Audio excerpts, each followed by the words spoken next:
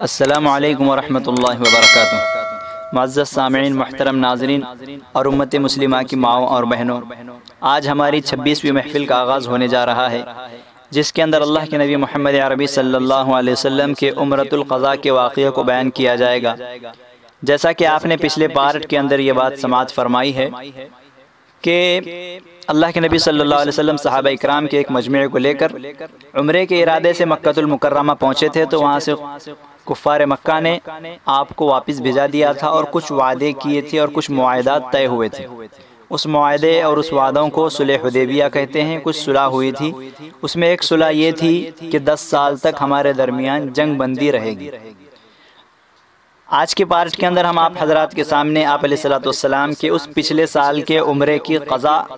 کے سلسلے میں کچھ باتیں بتائیں گے، اور پھر کفار مکہ نے جو یہ وعدہ کیا تھا کہ ہم 10 سال تک آپ سے نہیں لڑیں گے، ہمارے درمیان جنگ بندی رہے گی، انہوں نے اس وعدے کو کس طرح توڑا، اس کی بھی ایک جھلک آپ کے سامنے بتائی جائے گی، اور فتح مکہ کے واقعے کی طرف بھی اشارہ کیا جائے گا۔ تو آئیے ناظرین، آج کی محفل کا آغاز کرتے ہیں۔ اللہم صلی علی محمد کلما ذکرہ الذاکرون وکلما غفل عن ذکرہ الغافلون۔ قریش سے یہ معاہدہ تھا کہ اس سال تو بغیر عمرہ کے واپس جائیں گے مسلمان، البتہ اگلے سال آ کر اس کی قضا کر لیں گے۔ اگلے سال جب آئیں گے تو قریش 3 دن کے لیے مکہ مکرمہ خالی کر دیں گے۔ چنانچہ جب آپ صلی اللہ علیہ وسلم پہنچے تو معاہدے کے مطابق اور وعدے کے مطابق وہ لوگ ایک پہاڑ پر چلے گئے، اور آپ علیہ الصلوۃ والسلام 2000 سے زائد مسلمانوں کے ساتھ بڑی شان و شوکت اور تکبیر اور تحلیل کی گونج میں عمرہ کے اعمال کرتے رہے۔ مشرکین نے مشہور کر دیا تھا کہ مدینے کی آب و ہوا سے متاثر ہو کر اور وہاں کے ماحول اور بخار سے متاثر ہو کر بہت سارے مہاجر صحابہ کمزور ہو گئے ہیں۔ جو مکہ میں رہنے والے صحابہ کرام تھے، ہجرت کر کے جو مدینہ چلے گئے تھے، ان مہاجر صحابہ کو وہاں کے بخار نے کمزور کر دیا ہے۔ یہ بات مشرکین کے درمیان بڑی مشہور ہو گئی تھی۔ آپ علیہ الصلوۃ والسلام نے صحابہ کرام کو حکم دیا کہ وہ طواف کے دوران اپنی صحت اور قوت کا مظاہرہ بھی کریں اور صحت اور قوت کو بتائیں، تاکہ وہ پہاڑ پر بیٹھ کر دیکھنے والے کفار و مشرکین کو اندازہ ہو کہ ہم بیمار نہیں ہیں۔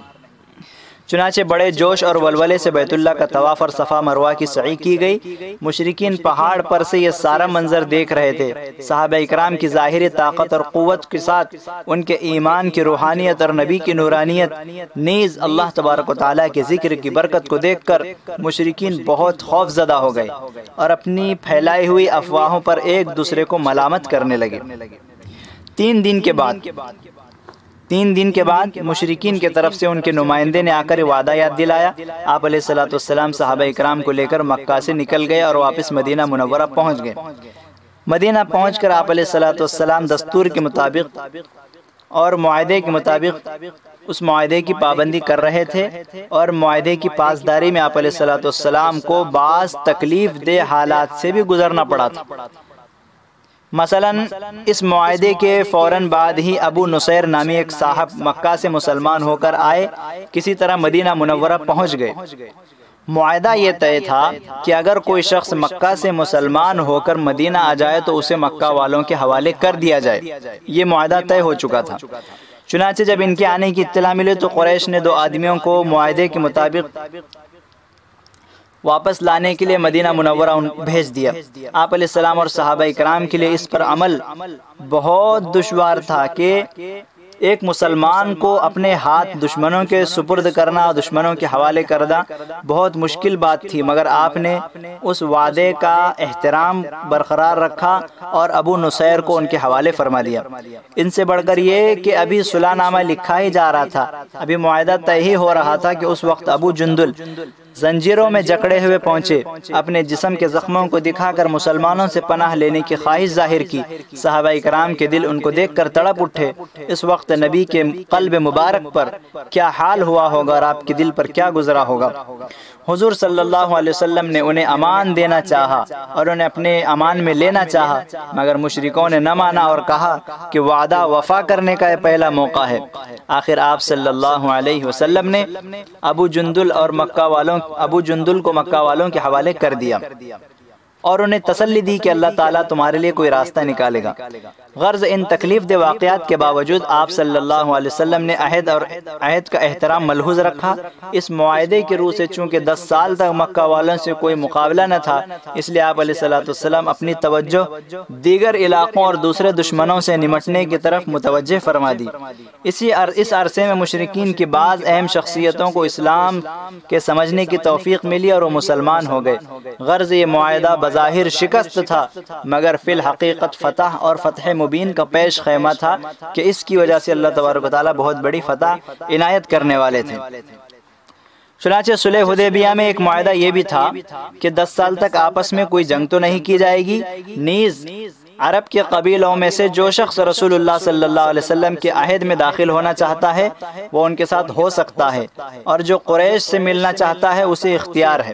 یہ بھی معاہدہ طے ہوا تھا۔ اس گنجائش کے مطابق عرب کے قبیلوں میں سے بنی خزاعہ آپ صلی اللہ علیہ وسلم کے عہد میں داخل ہو گئے اور بنی بکر قریش کے ساتھ جا کر مل گئے۔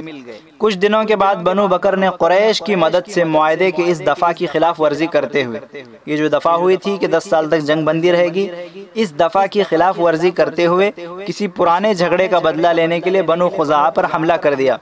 وہ لوگ بچاؤ کر کے حرم میں داخل ہوئے تو قریش نے وہاں بھی انہیں نہیں چھوڑا۔ بنو خزاعہ کا چونکہ آپ علیہ السلام کے ساتھ معاہدہ تھا، اس لیے ان لوگوں نے آپ علیہ السلام کی خدمت میں حاضر ہو کر اس ظلم کی شکایت کی۔ آپ علیہ السلام نے وعدہ فرمایا کہ تمہاری ضرور مدد کی جائے گی۔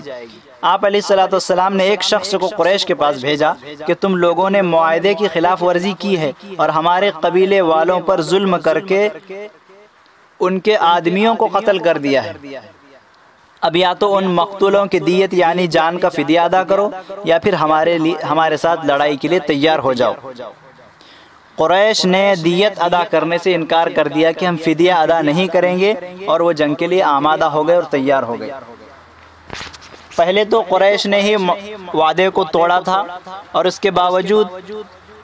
جنگ بندی کا معاہدہ خود بخود ٹوٹ گیا تھا۔ اس کی وجہ سے جنگ بندی جو 10 سال تک تھی وہ معاہدہ خود بخود ٹوٹ گیا تھا۔ اس لیے آپ علیہ السلام نے اپنے حلیف قبیلے پر ظلم کا بدلہ لینے کے لیے، ان کی جائز مدد کرنے کے لیے قریش پر فوج کشی کی اور صحابہ اکرام کو اس کا حکم دیا۔ ادھر ابو سفیان نے دیکھا کہ معاملہ بڑا گمبھیر ہو چکا ہے، پیچیدہ ہو چکا ہے، اور غلطی ہمارے لوگوں کی ہے کہ ایک تو وعدے کو توڑا، دوسرے غلطی قبول کر کے مقتولوں کا خون بہا دینے کے بجائے الٹے لڑائی کے لیے تیار ہو گئے ہیں۔ تو ابو سفیان نے آپ علیہ السلام کی خدمت میں مدینہ منورہ پہنچ کر نیا معاہدہ کرنے کی درخواست کی، لیکن آپ علیہ السلام نے ان کی درخواست کو قبول نہیں کیا اور صحابہ کرام کو سفر کی تیاری جاری رکھنے کی ہدایت کی۔ آپ علیہ السلام بھی خود تیار ہو گئے اور 10 رمضان المبارک سن 8 ہجری کو مسلمان کے ایک عظیم الشان لشکر کے ساتھ مکہ مکرمہ کے لیے روانہ ہو گئے۔ یہ 10,000 مجاہدین اسلام کا لشکر جرار تھا۔ قریش مسلمانوں کے لشکر اور اس کی شان و شوکت کی تاب نہ لا سکے، مقابلے کی جرأت نہ ہونے کی وجہ سے دبتے چلے گئے، پسپا ہو گئے، یہاں تک کہ مکہ مکرمہ فتح ہو کر مسلمانوں کے قبضے میں آ گیا، اور 20 رمضان کو آپ علیہ السلام مکہ مکرمہ میں فاتحانہ مگر عاجزی کے ساتھ داخل ہو گئے۔ اس عظیم الشان فتح کے وقت طبعی خوشی اپنی جگہ تھی، مگر آپ علیہ السلام پر حق تعالی شانہ کی عظمت اور کعبۃ اللہ کے احترام کا اس قدر غلبہ تھا کہ آپ صلی اللہ علیہ وسلم کی گردن جھکی جا رہی تھی، یہاں تک کہ آپ کی داڑھی مبارک اونٹنی کے کجاوے سے ٹکرا رہی تھی۔ وہ سرور اور وہ خوشی کے موڑ میں خوش الہانی اور خوبصورت آواز میں سورۃ الفتح کی تلاوت آپ صلی اللہ علیہ وسلم فرما رہے تھے۔ اس موقع پر ظالموں اور دشمنوں کو جس فراخ دلی کے ساتھ اور جتنا دل کو بڑا کر کے آپ علیہ السلام نے معاف کیا ہے، اور جس اخلاق کا آپ علیہ السلام نے مظاہرہ کیا ہے، اس کی مثال تاریخ عالم نہ ماضی میں پیش کیا ہے اور نہ ہی آئندہ پیش کر سکتی ہے۔ حد یہ ہے کہ جن لوگوں نے آپ علیہ السلام کو، جن کو آپ صلی اللہ علیہ وسلم ان کی بدترین دشمنی اور بہت زیادہ تکلیف پہنچانے کی وجہ سے معاف نہیں کرنا چاہتے تھے، مثلا حبار بن اسود جس نے حضرت زینب بنت رسول اللہ صلی اللہ علیہ وسلم کو ہجرت سے روکا تھا اور آپ کے پیٹ پر برچھی ماری تھی، اور ان کے آپ صلی اللہ علیہ وسلم کے سامنے آ کر غلطی تسلیم کرنے اور معافی چاہنے پر بھی آپ علیہ السلام نے انہیں معاف فرما دیا اور ان کے اسلام کو قبول فرما لیا۔ اسی طرح اکرمہ بن ابو جہل جو اپنے باپ کی طرح آپ علیہ السلام کے بدترین دشمن تھے، ان کو بھی معاف فرما کے ان کے بھی اسلام کو قبول فرما لیا۔ اسی طرح ابو سفیان بن حرب اور ابو سفیان بن حارث کو معاف کر دیا، باوجود یہ کہ آپ علیہ السلام ان سے ملنا بھی نہیں چاہتے تھے۔ اور ابو جہل کے بیٹے عتبہ اور عتیبہ کو، جنہوں نے اپنے باپ کے حکم سے آپ علیہ السلام کی بیٹیوں کو طلاق دے دیا تھا، ڈھونڈ کے ان کو بلایا اور سمجھا کر مسلمان بنایا اور فرمایا کہ میں نے ان دونوں کو اللہ سے مانگا تھا وغیرہ۔ اس طرح آپ علیہ السلام نے دل گردے کا کام کیا اور سارے دشمنوں کو معاف کر دیا، سوائے چند لوگوں کے جن کا قتل کرنا واجب تھا، ان کو آپ علیہ السلام نے قتل کروایا۔ اس کے بعد تمام مشرکین کے لیے معافی کا اعلان فرما دیا، بلکہ یہ بعض پر تو یہ احسان آپ علیہ السلام نے فرمایا، جیسا کہ حضرت ابو سفیان بن حرب، باوجود یہ کہ پہلے آپ علیہ السلام کے بڑے دشمن تھے، مگر انہوں نے فتح مکہ کے بعد اسلام قبول کر کے آپ علیہ السلام کی پناہ حاصل کی، تو نہ صرف یہ کہ آپ علیہ السلام نے انہیں پناہ دی، بلکہ ان کے گھر میں داخل ہونے والے کو بھی پناہ دے دی۔ ان کی سفارش پر اپنے اپنے گھروں میں بند ہونے والے لوگوں کو بھی امن کا پروانہ دیا۔ ابو سفیان نے سفارش کی تھی کہ جو بندہ بھی اپنے گھروں میں داخل ہو جائے تو اس کو بھی آپ امن دیں، تو آپ علیہ السلام نے ان کی سفارش کو قبول کر کے سارے گھر میں داخل ہونے والے لوگوں کو امن دی اور کسی کو نہیں قتل کیا اور نہ ہی ان سے بدلہ لیا۔ ان کی شکایت پر الیوم یوم الملحمہ کا نعرہ لگانے والے حضرت سعد بن عبادہ کو ڈانٹا کہ حضرت سعد بن عبادہ نے کہا تھا کہ آج تو بدلے کا دن ہے، ہم بدلہ لیں گے کفار مکہ سے جو انہوں نے اسلام کی دشمنی میں ہم کو ستایا تھا۔ تو آپ علیہ السلام نے ان کو ڈانٹا اور ان کے ہاتھ سے جھنڈا لیا، سعد بن عبادہ کے ہاتھ سے جھنڈا لے کر الیوم یوم المرحمہ، آج تو معافی کا دن ہے، رحم کرنے کا دن ہے، یہ نعرہ لگایا۔ اسی طرح ابو سفیان بن حارث آپ علیہ السلام کے ساتھ بہت دشمنی کیا کرتے تھے، اس موقع پر آپ علیہ السلام کے سامنے آئے اور حضرت یوسف علیہ السلام کے بھائیوں کی الفاظ دہراتے ہوئے تاللہ لقد آثرک اللہ علینا وان کنا لخاطئین کہا، تو آپ علیہ السلام نے بھی حضرت یوسف علیہ السلام کے الفاظ میں لا تثریب علیکم اليوم یغفر اللہ لکم کہہ کر نہ صرف انہیں معاف فرمایا بلکہ آپ نے ان کے لیے جنت کی شہادت بھی دی۔ اسی طرح جب آپ علیہ السلام نے کعبۃ اللہ میں داخل ہو کر نماز ادا فرمائی تو باہر نکلنے کے بعد عثمان بن ابو طلحہ کو بلا کر چابی ان کے حوالے کر دی، کعبۃ اللہ کی چابی ان کے حوالے کر دی اور ان پر مزید کرم یہ فرمایا کہ اب ہمیشہ یہ خدمت تمہاری ہی نسل میں رہے گی، یہ ارشاد فرما دیا۔ اسی طرح عتاب بن اسید مسلمان ہوئے تو انہیں مکہ کا گورنر بنا دیا وغیرہ، جس کا نتیجہ یہ ہوا کہ سینکڑوں دشمن اسلام کے گرویدہ اور اسلام کے شیدائی بن گئے اور مسلمان ہو گئے۔ اس کے بعد آپ علیہ السلام نے کعبۃ اللہ کے اندر مشرکین کے رکھے ہوئے 360 بتوں کو، اسی طرح لکڑی سے بنے ہوئے کبوتروں کو پھینک دیا اور کعبے کی صفائی کی، اس کے دیوار پر بنی ہوئی تصویروں کو مٹوایا۔ اس کے بعد مکہ میں داخل ہو کر کعبۃ اللہ میں داخل ہو کر نماز ادا فرمائی اور باہر آ کر اس کا طواف کیا، پھر صفا پہاڑی پر چڑھ کر بیٹھ گئے، وہاں مردوں اور عورتوں کو بیعت فرمایا۔ حضرت بلال رضی اللہ تعالیٰ عنہ نے کعبے کی چھت پر چڑھ کر ظہر کی اذان کہی، اذان کے بعد نماز باجماعت ادا کی گئی۔ اس کے بعد آپ نے مختلف صحابہ کو اطراف اور اکناف کے مشہور بت قدوں میں، یعنی جہاں پر مشہور بت قدے تھے، بت کی پوجا ہوا کرتی تھی، اس جانب صحابہ اکرام کو بھیجا اور وہاں موجود بتوں کو ختم کر کے کفر کا سلسلہ ختم کرنے کا حکم فرما دیا اور جزیرۃ العرب سے بت پرستی کو ختم فرما دیا۔ اس طرح آپ علیہ السلام نے اپنے کریمانہ اخلاق کا مظاہرہ کر کے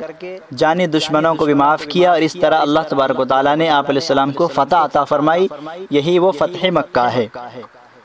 آگے کیا ہوتا ہے انشاءاللہ اس کو اگلی محفل میں جانتے ہیں۔ یا رب صلی وسلم دائما ابدا علی حبیبک خیر الخلق کلہم۔